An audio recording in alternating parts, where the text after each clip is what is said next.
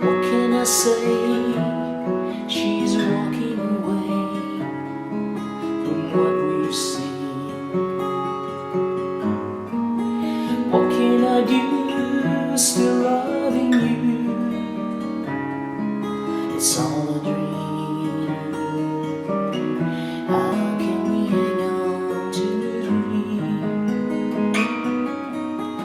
How can it really be the way it seems? What can I do? She's saying we're through with how it was.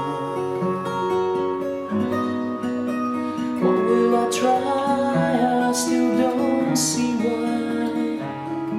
she says what she does. How can we hang on to a dream? How can it really be the way it seems?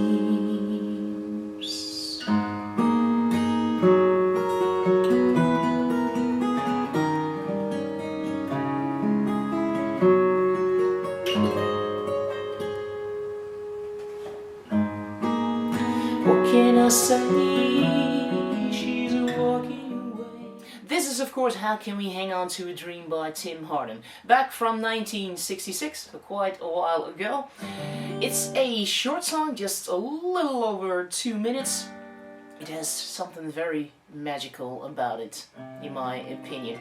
Like I said, it's short. It only has like, well, an intro, a couple of verses, a couple of choruses. There's an instrumental little part in there, and then you're already there. Actually, it's in 3/4 time, so you could play this as simple as can be, because the chords relatively are.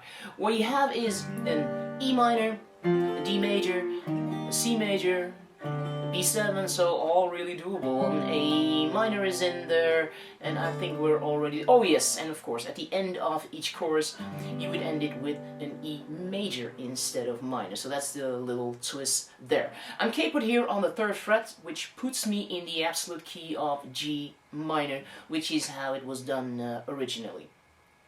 But use it, I would say, play it in E minor instead, and you should be good to go. You can, you know, indeed keep it simple, just strum through the song, like so. I'm picking out the bass note, in this case with my thumb and my fingers. I play the downstrokes for beats 2 and 3, so again, 1, 2, 3, 1, 2, 3, 1, 2, 3, and 1. So you could, of course, have occasional upstrokes in there. 1, 2, 3, and 1, 2, 3, 1, 2, 3, 1, 2, 3, and 1, 2, and you go from there. So if you would do it like this and just sing on top of it, you would have already a great song, in my opinion. As you could have seen earlier in this preview, personally I really like to fingerpick it. So you can do it like that, of course, as well. And we definitely take a look at that elaborately in this lesson.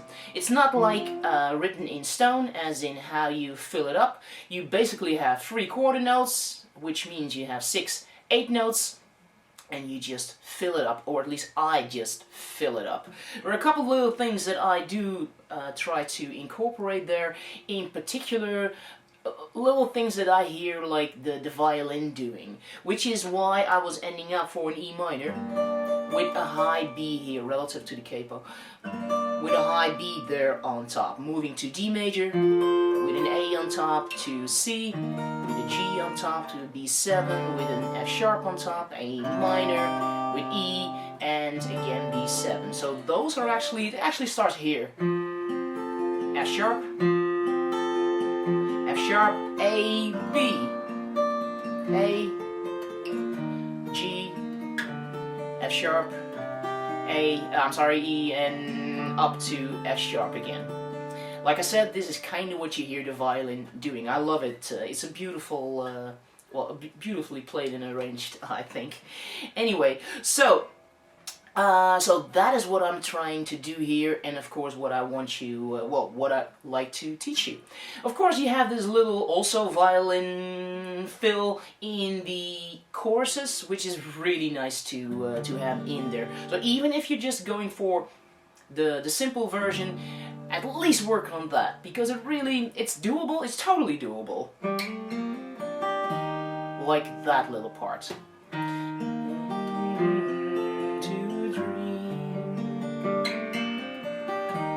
Like that. So what you have here is indeed an E minor.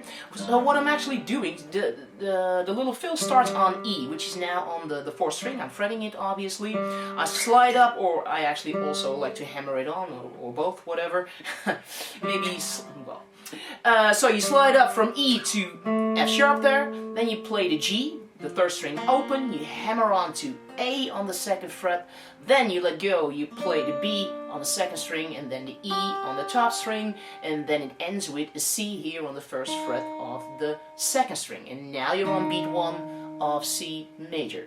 So 1, 2, and 3, and 1, and 2, and 3, and 1. So that's the little fill there.